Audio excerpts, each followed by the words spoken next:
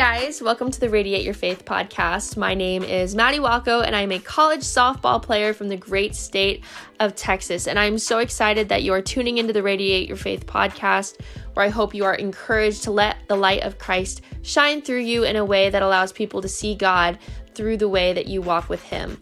My prayer for you is that your faith is deepened, that it is strengthened, and that you are encouraged to radiate your faith. Hey guys, welcome back to the Radiate Your Faith podcast. I'm so excited that you guys are joining me for this week's video. This week I have on a new guest. Her name is Cameron, and I'll go ahead and let her introduce herself to you guys. Yes, so my name is Cameron Leffler. I play softball with Maddie here at ASU, and I am a freshman who just finished her first semester of college. Yes, and she has kind of been adopted into our friend group here because she's cool. So, and she loves Jesus. So obviously, like, we hang out and talk and stuff. But today's episode is going to be focused on Cam's faith over the last couple of months. We honestly didn't really know what we were going to film about before we are recording right now. But Cam has had such a transformative last couple months with dealing with a back injury and just going to college, and so she is going to go ahead and I guess talk about it. So yes, so let's go back to we can start in February of this year. I at my first track meet pulled my quad, basically ended my track career. I got to run a little bit towards the end, but not how I wanted to. And leading then straight into that, kind of have a back injury that we still don't really know what the issues are. Hopefully we find some answers soon. But I basically over the summer tried to play select softball for my team that I had been on, and I tried to play in a tournament and it didn't work. I came here for the FCA All-Star game with Brett, and I tried, and I called my mom the day after I got here, and I said, Mom, I need you to get me a doctor's appointment. Like, this is serious, and I don't know what's going on. So we do all that. Over the summer, I've had multiple MRIs, multiple injections into my back, multiple scans, all kinds of different things, and still no answers. And over the summer, I feel like I kind of, just lost myself and my joy, and I thought that everything had been taken away from me. I didn't know what looking into the fall would be like for ASU, softball-wise. I mean, my mom finally sent me down one day and said, Cameron, she was like, we are all trying to help you, and you're being very rude to us. And I mean, I didn't know that I was being rude. I wasn't trying to be rude. I just completely lost myself, lost my faith, I wanted to lay in bed all day because it hurt to do anything else, and just kind of became a hermit. And she was like, so you can either get it together or we'll stop helping. And I guess that moment kind of really was like, okay, wow, like I don't mean to be this way, but I'm coming off as rude to the ones who love me the most and are trying to help me. And so I dove into my Bible and I just started reading, and all of a sudden just started crying because I realized how far I had gone away from Jesus, and that I needed to recenter myself in my faith before anything else. Didn't matter if I was ever going to play softball again or not, but that softball doesn't define me, and that my identity is found in Jesus Christ alone. I think that's something that a lot of people go through going into college, or even just playing like sports in general.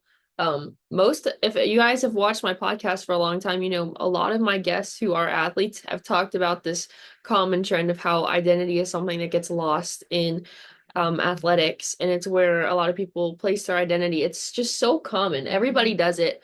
But it really is an issue because, like she said, you start to just make your performances your self-worth, and you make how you perform your joy. Like, if you don't have that, you don't know who you are.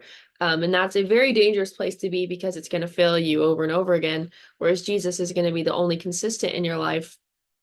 But I think it takes going through a season of something like you're talking about, or even just, not playing well, getting hurt, like any of the things, um, to really go through and learn that lesson. I feel like a lot of Christian athletes go through that, and it's God's grace that He does it because He doesn't want us to become what we do. He wants us to be who He's called us to be.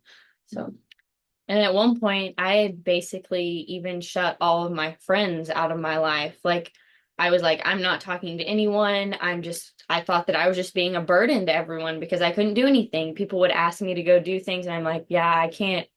My back's hurt. Like, I can't go for a run, or I can't go to the fields and throw or hit. And then at one point, I didn't even want to come like to college. Like, I was like, Mom, I don't want to go. And she was like, Cameron, you're going. Like, you'll end up loving it. And then the first week, I cried myself to sleep every night because I told you you would. yeah, I was so like, I don't know all these people here. I knew a few people that was from like my area, and I knew my roommate, which was a blessing in disguise. So she kind of helped me through it, and then I kind of just when we got together for softball the first time here at the Ox, I kind of just we sat down at the table and I think started talking about like church and like where I was going and everything, and I was like, I knew in that moment like, oh, a weight has been lifted off my shoulder. I found my people. I know that everything's going to be okay, even if I don't play softball. But everything's still okay. And we still have not found out an answer. But I know that it doesn't matter if we don't find out an answer. I have my people and I have Jesus, and that's all that matters. Mm-hmm. What would you say the difference is between like you now as opposed to where you were 6 months ago in just your interactions with people and your walk with Jesus? Um, a lot back in the summer, I was saying, why me, God? Why is it me? Why are you picking me? Why does this have to be something you're putting me through? And now I realize, oh yeah, he was putting me through that because he needed to give me a wake-up call that, yeah, Cameron, you need to refocus yourself and Mm-hmm. all of that. But I think the people really do make the place. It's not the place that makes a place. And I really feel like I've, like you said, become y'all's like adopted kid, the fifth roommate of the Ox, and just spending a lot of time with y'all has helped me a lot. And my mom's always like, if you're ever in a bad spot, like she would tell me, she'd be like, Cameron, why are you this? And I'm like, I'm not, like, I just don't feel good. Like, or she'd be like, okay, go to the Ox. You need to go see Aaron. You need to go see Maddie. You need to go see Shy. You need to go see Millie. Y'all go over there and y'all go do something. I'm like, okay. Yeah, but I mean community is just so important and you don't realize it until you get to college. My freshman year, I did not have community. I didn't have anyone. I had a mentor from church and that was about it. And it was one of the hardest years of my life. Just because, scripture even tells you you are not meant to bear your burdens alone. Like the things you go through don't make you a burden. It's something that you need to walk through with people in fellowship. And so God has been so gracious to give you people like us. Mm-hmm. And it's cool getting to be on the opposite end of things as somebody who was you minus the fellowship. Like, it's just so cool that God is a redeemer in all things. Like, scripture promises that he works all things together for good for those who love him. And like getting to see just this pattern of like in college sports, every year you get to see new people, you go through new experiences, but God continually redeems and just points glory back to himself and just highlights all the ways that he's used your hardships to help pour into other people. And so it's cool getting to see that with you and just the friendship that you share with our roommates. And she never has a bad day, she just comes on over. So Yes. I had her read this today. We were talking about something else. We're not going to talk about it. But I had her read in scripture today. I was reading this myself. I don't know how I just opened to that, but Yeah. let's go. This is in 2 Corinthians 12.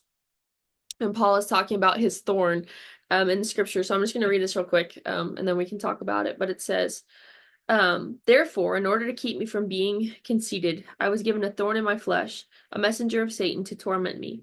3 times I pleaded with the Lord to take it away from me, but he said, "My grace is sufficient for you, for my power is made perfect in weakness.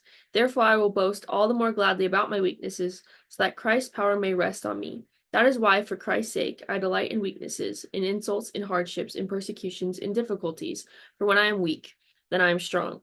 And I was telling Cam that I was thinking about this or that what I just read because I feel like for a lot of us, there's something that we deal with. Like when you're in a hardship, there's something that you're so focused on that you're going through and you're like, God, why are you doing this to me? You're good, God, like, why would you do this? But we forget that the things that we struggle with, the things that we go through are exactly what give us the heart to turn back to Christ. Because a lot of times when things are going well in our lives, when everything's perfect, we start to turn from him and we were like, oh no, like we don't want to think that we do that. But you read through this entire Bible, you're going to see over and over again, all throughout scripture, for years, hundreds of years, people have turned away from God whenever things are going great. So it's not that because God is bad or he wants to hurt us, but God is so loving that he knows that the most loving thing he can do for you is put you in a place to be humble enough to recognize him as sufficient for you. And sometimes you don't see that when you're on a mountaintop. So I think that's just like when we had our teen Bible study over here at Joel's house the other day.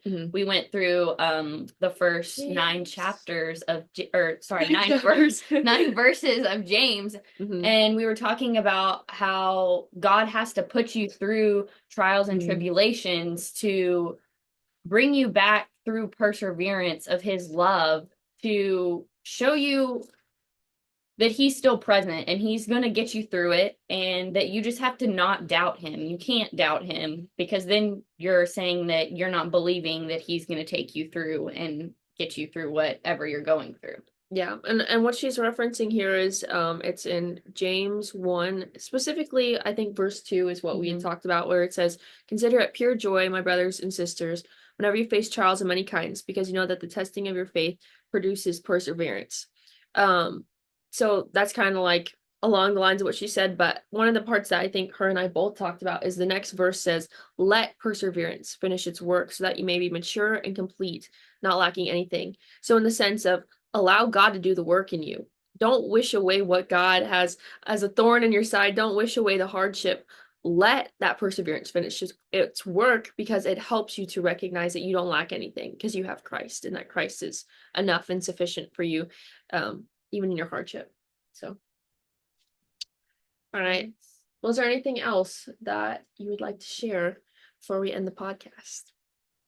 Just grow through what you go through, through Jesus, and never doubt him, because he's always going to get you through it.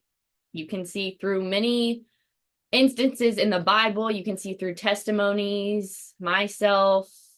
Just trust God. And I know it's a lot easier said than done, but in every instance, never doubt and always trust. Yeah, and I second that. I mean, God is just so good. And when things are really hard and you can't figure out what's going on around you, just go back to God's character, because God is not a liar. Scripture is not a liar. And who he says he is true. He's good. He's loving. He knows what's best for you. And it might not be exactly what you picture for yourself or what you would choose for yourself, but God already knows. He knows exactly where he needs you, where he has you planted. And that is your ministry. And it's a gift from God, whether you like it in the moment or not. God will use it for your good. So, all right, guys. Well, I hope you guys enjoyed this episode. I just wanted to close the episode by saying I know these last couple episodes have been without my backdrop. We have a new roommate in my house, and she's in my old podcast room. So I am working with what I got right now at school, but hopefully the backdrop will come back in a couple months once I have a place to film. So I hope you enjoy my bedroom background. So, all right, guys. Well, I hope you guys love this episode and that you are encouraged to radiate your faith.